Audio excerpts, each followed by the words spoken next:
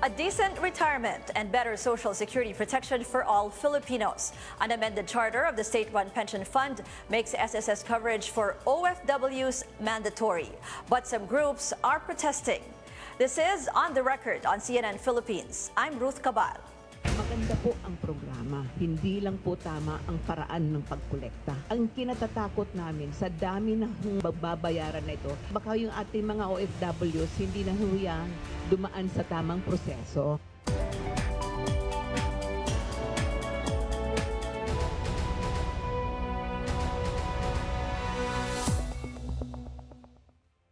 Maganda po ang programa. Hindi lang po tama ang paraan ng pagkolekta.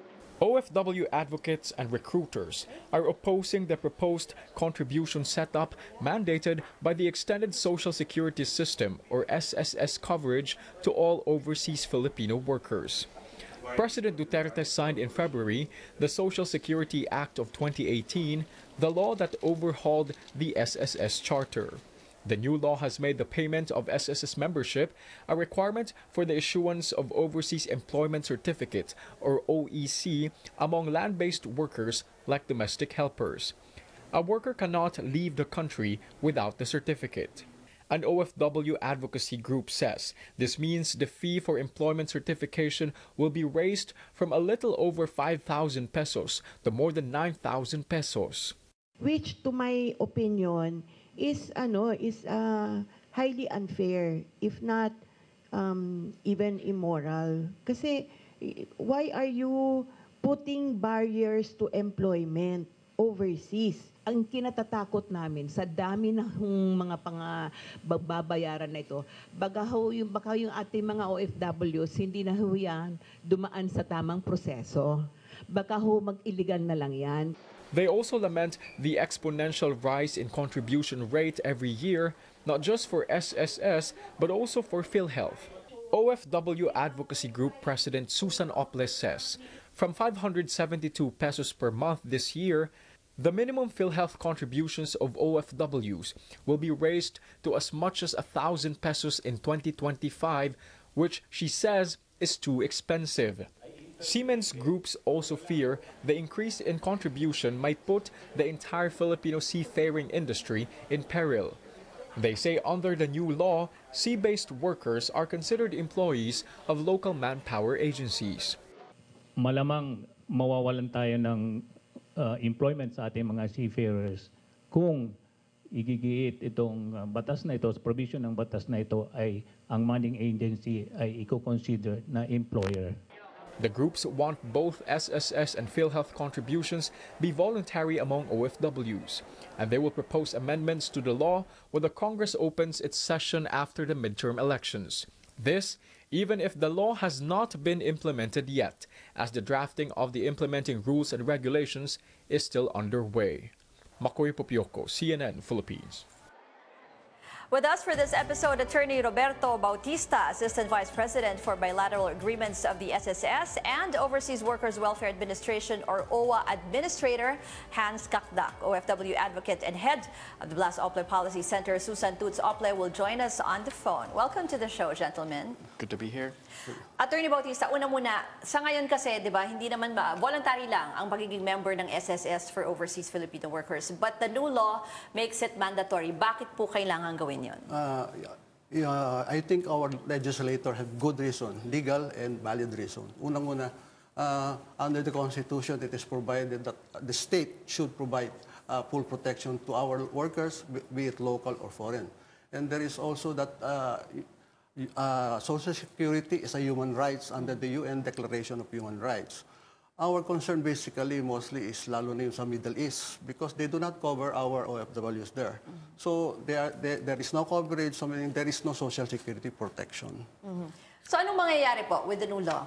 With the new law, they will now be compulsory coverage. But actually, under the law, it is specifically provided that the Department of Foreign Affairs, together with the Department of Labor and Employment, shall pursue bilateral labor agreements with OFW host countries.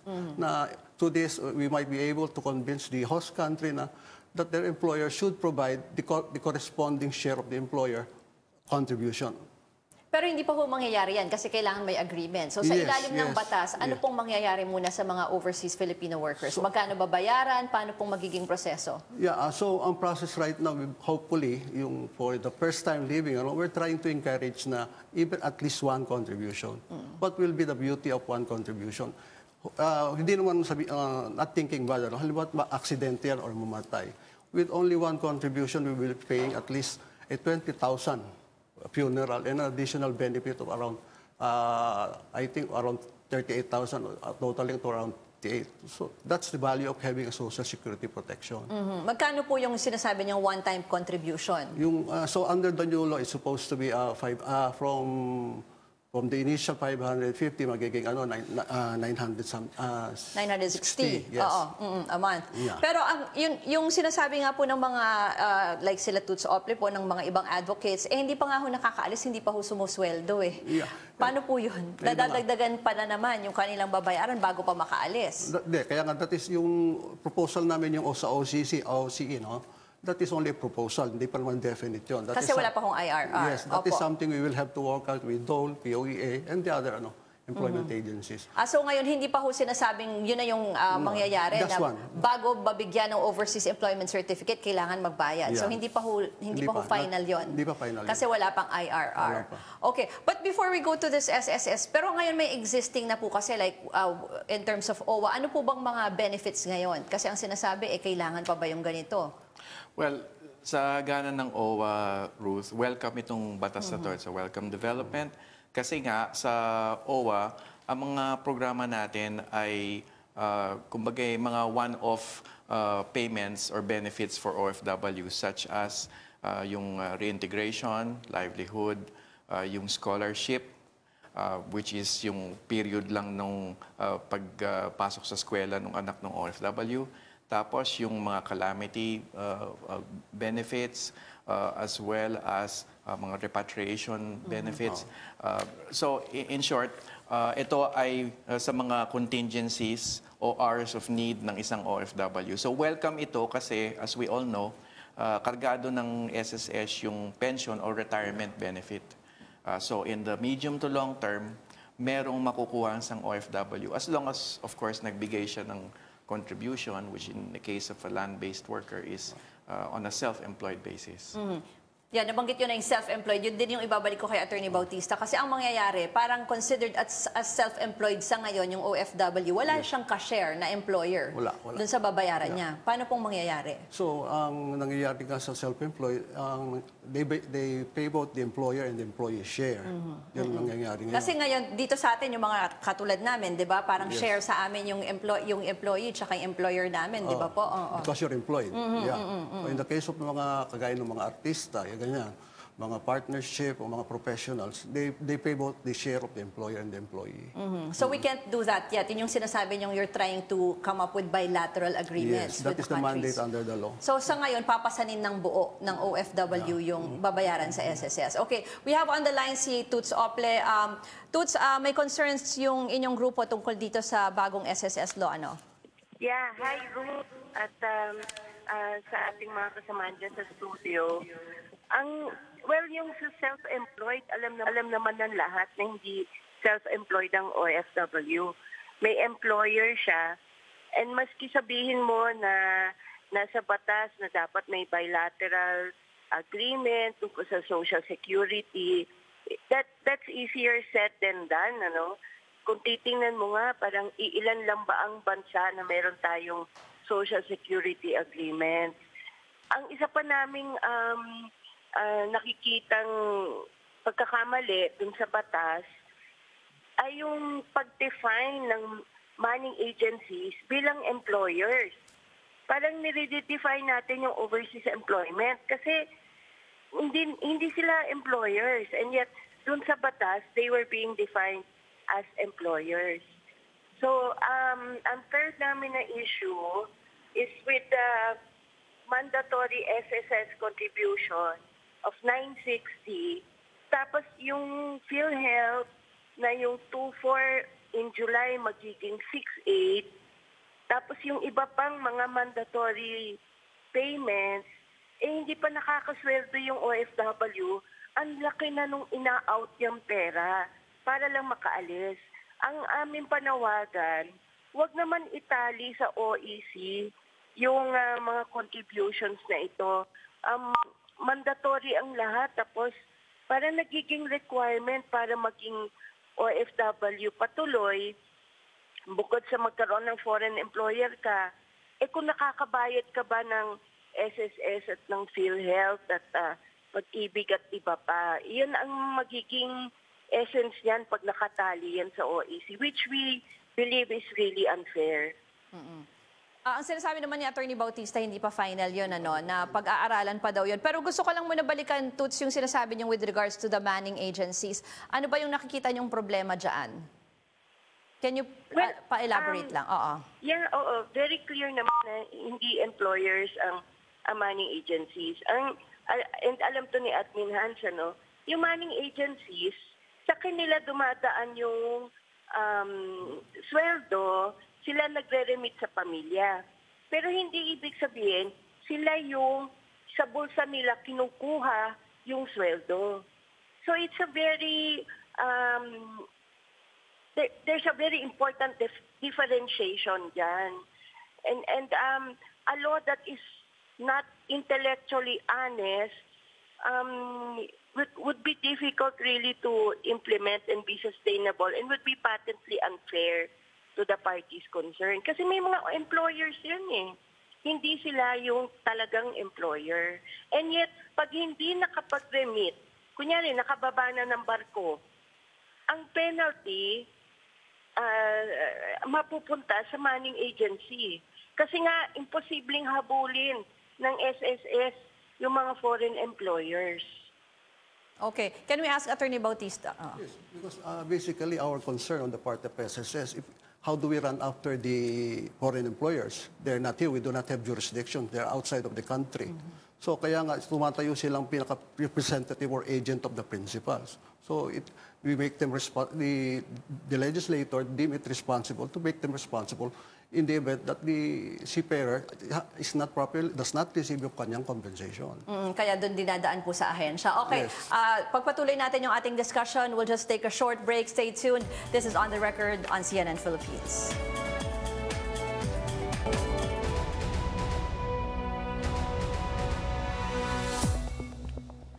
This is On the Record on CNN Philippines. So, Administrator Hans, yung sinasabi ni... I think yung sinasabi ni Ms. Toots Ople is yung employer is the ship owner. Yeah. So, the manning agent is an agent of the ship owner. And then second, yung instance na pagbibigay ng sweldo sa seafarer passes through the manning agent pero parang conduit lang siya. But if I may... kumbaga, this law kasi is deemed constitutional unless it is declared otherwise by the court. So we have to argue in favor of constitutionality na pirmahan siya ng presidente, passed ng both houses of Congress. And if I were to argue for the constitutionality of the provision, ang sasabihin ko dyan kasi yung joint and several liability ng isang manning agent stands insofar as not just with regard to an employer-employee relationship, but by virtue of any contract involving an OFW. At doon sa kontrata ng isang seafarer, nabanggit ni Bobby ito kanina, since 1988, talagang may obligation sa sea-based industry, may sector, may obligation talaga magbigay ng contribution to the SSS ang isang manning agent. And of course, the other legal argument is, agent nga ang manning agent precisely. So standing for and in behalf of the ship owner who is the employer. Kaya joint ang responsibility. Because agent ka So kung anong nag-fail yung principal mo, you are the agent here, you're also liable. Okay. That is to protect our seafarers. Pero yung sa isang concern naman na sinasabi yung with regards to yung payment na masyadong malaki na hindi pa. Ako naman, ito ang sense namin. The law is a welcome development, pero kailangan pa talagang tignan at pag-usapan yung aspeto ng hindi mo ba paaalisin ang isang newly hired land-based worker dahil hindi siya nakapagbayad ng contribution. Yun, napakalaking bagay yun. Constitutional right to travel ang nakataya. At titignan din dito yung aspeto ng OFW ba siya? In the sense na obligated na siya magbayad ng contribution. Being a newly hired worker. So itong mga legal na aspeto na ito, kailangan pagkakaingatan po natin kasi constitutional right nga ng isang newly hired OFW ang umalis ng kanyang sariling bayan, ating mahal na bayan, and hindi siya dapat pwedeng pigilin ng basta-basta lamang. Just because of that, dahil walang bayad, walang Yes. SSS, tapos hindi Yes. bibigyan ng OEC. Pero sinasabi niyo, sir, pag-aaralan. Yeah, Pero definitely. with regards to coming up, kasi ang sinasabi nga nila, Tutsi, ilan lang daw yung bansa na meron tayong bilateral agreement with? Actually, we have now 13. So we have Austria, Belgium, Canada, Denmark. So yung mga yan, sino-shoulder na ng employers? Yung kanilang Kasi ang basic, hati na. because ang basic rule under a bilateral agreement is place of work is place of coverage. Meaning yung Pilipino nagpunta ng Canada. And their law is compulsory na if you work in our country, we will cover you. Ganun na nangyayari doon. Now, in the event na that Filipino comes home, meron siyang contribution, there is yung magandang feature ng agreement na tinototalize natin yung contribution para mag-qualify the benefit dito sa SSS at the same time sa Canada pwede rin. Now, going back dun sa concern nung si Pering, we have an agreement with Belgium na supposed to be, ang coverage is under Belgium legislation ng mga seafarers. What happened? They requested for an amendment of the law. Why? Because they will be paying less dito sa atin because lesser ang contribution rate natin as compared sa Europe, ang bigat ng contribution. So that is why we have to agree na to amend the law, dito ang coverage, but at the same time, ang benefit nun, yung contribution ng Filipino seafarers is nandito sa SS, hindi hiwalay-hiwalay. Kasi sometimes, babarko siya ng Denmark. Next time, Iba-iba, Belgium. Iba-iba. So hindi siya nakakapag-complete ng minimum requirements to qualify for benefit doon sa country na yun. Okay. Do we still have Tuts on the line? Tuts, I'm here. Yeah, go ahead. Na-address ba yung concern mo? Hindi talaga eh. Kasi nga, I mean, I've been with the DFA before. I know how difficult it is talaga to arrive at even a bilateral labor agreement is not that easy, Yung isa pa naming issue, I guess yung iba would have to be tama si Admin Hans, these are to be legally resolved, But there's also that issue na pagbalik manggagawa ka, yung dapat ibayad mo 3 buwan. Ito yung nakalagay sa draft IRR ng SSS and we are objecting to that. Kasi sino ba ang balik manggagawa? Yan yung OFW na uuwi pansamantala, either magbabakasyon, may emergency leave, or merong kailangan ayusin na mahalaga in relation to his or her work, na babalik din naman dun sa kanyang employer. So ang question namin, bakit naman kailangan 3 buwan, isang hugot?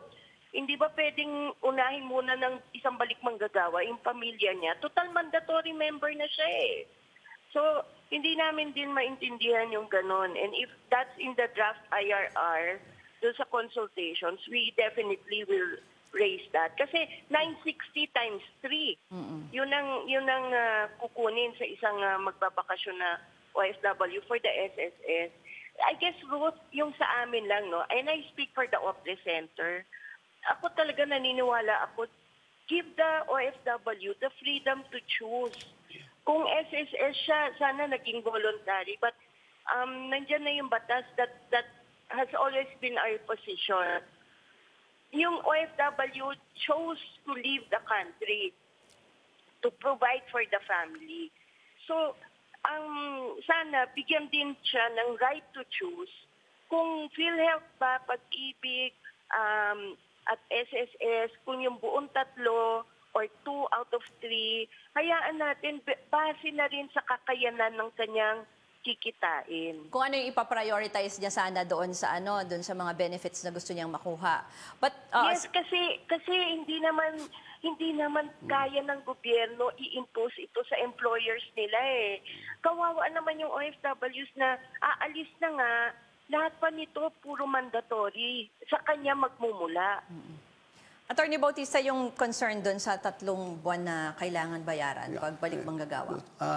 We'll be coming out with the IRR and there will be definitely public consultations. So we are open to whatever suggestion because we are hoping na hindi naman kami lang ang responsibility namin to. There is also DFA and DOLE and hopefully private sector will likewise kailangan din namin ng suporta natin. Magtulong-tulong tayo because basically ang concern natin is yung welfare and benefit ng OFWs natin, whether sea-based or land-based. Yun ang Administrator, yung based on your experience, ano ba talaga yung yung nagagamit or pinaka-pangangailangan ng OFWs pag... Okay. Sasagot ko yung tanong na yan sa isang kwento. Merong isang seafarer, no? Mga 20 years na siyang nasa barko. He came home for the graduation of his eldest child. No? After so many years, makakapag-graduate siya. But you know what happened? Pag-uwi niya, nagka-stroke. Okay. No? So, na-paralyze siya, hindi na siya nakasakay sa barko, na-terminate ang kontrata niya. So, he was left hanging kasi wala siyang retirement fund. So, ito ang silbi niyan.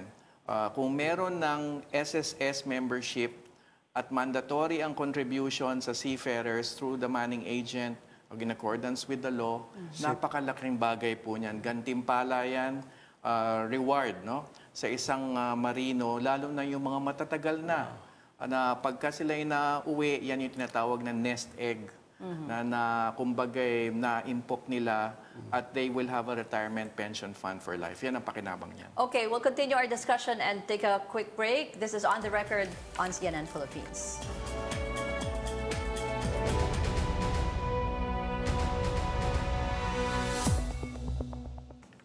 Welcome back. We're asking whether mandatory coverage to the Social Security system is a bane or boon for OFWs. Kanina nabanggit na ni Administrator yung ibang benefits. Meron tayong listahan dito ng possible benefits for SSS members dun sa mga OFWs. Pero ito ay, tingnan natin, that's like for 10 years, di ba, na naging 10 member years. ka. So you have the basic monthly pension. 13-month Okay, attorney. pension. Okay, we also have the disability at saka sickness. And also the maternity para sa mga... Pero yan ay kung 10 years kang member. Hindi, the 10 years only required for the retirement. For retirement, okay. Minimum 120. Pero ito ilang hulog dapat para matanggap mo yan? Yung 13-month, because if you're a pensioner, definitely you will receive that. Yung dependent sa pension, yung ano yan, until you reach...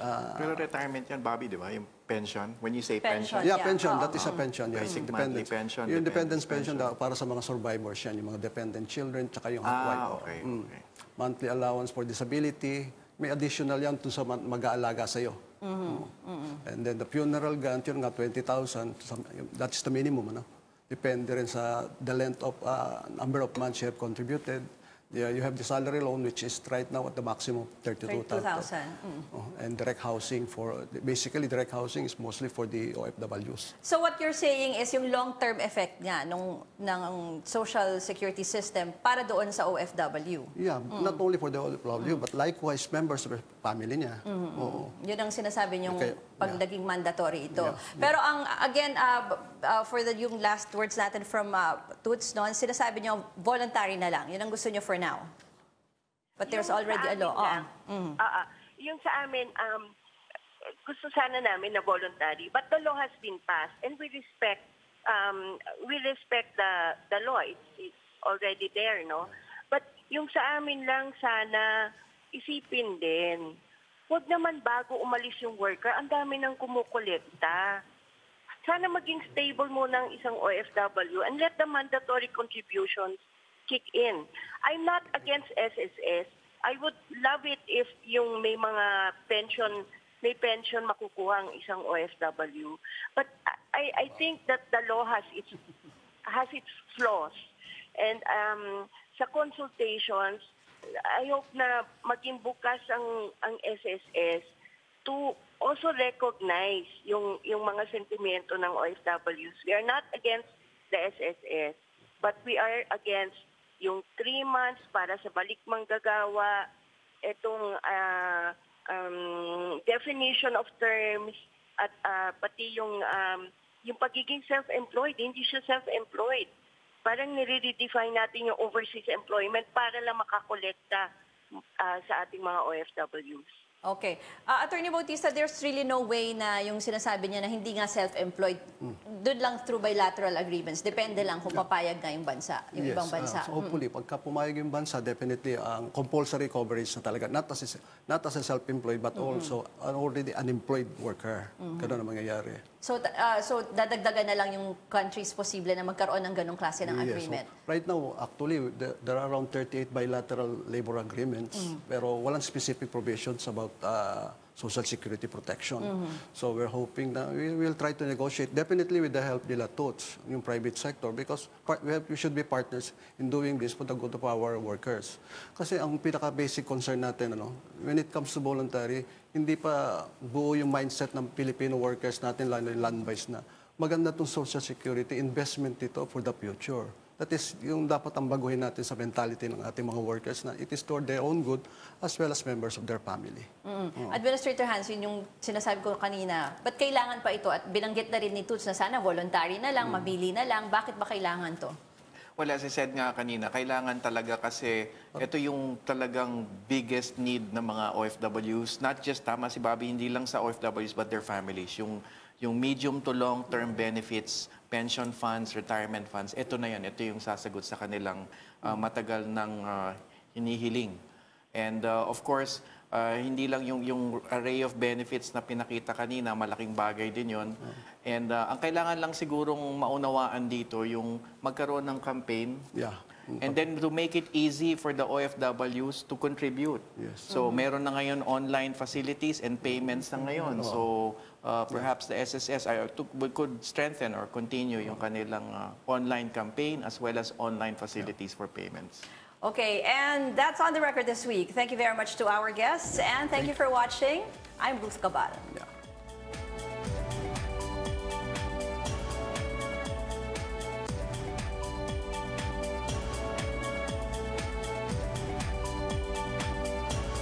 Maganda po ang programa. Hindi lang po tama ang paraan ng pagkolekta. Ang kinatatakot namin sa dami na magbabayaran na ito, baka yung ating mga OFWs hindi na huyan dumaan sa tamang proseso.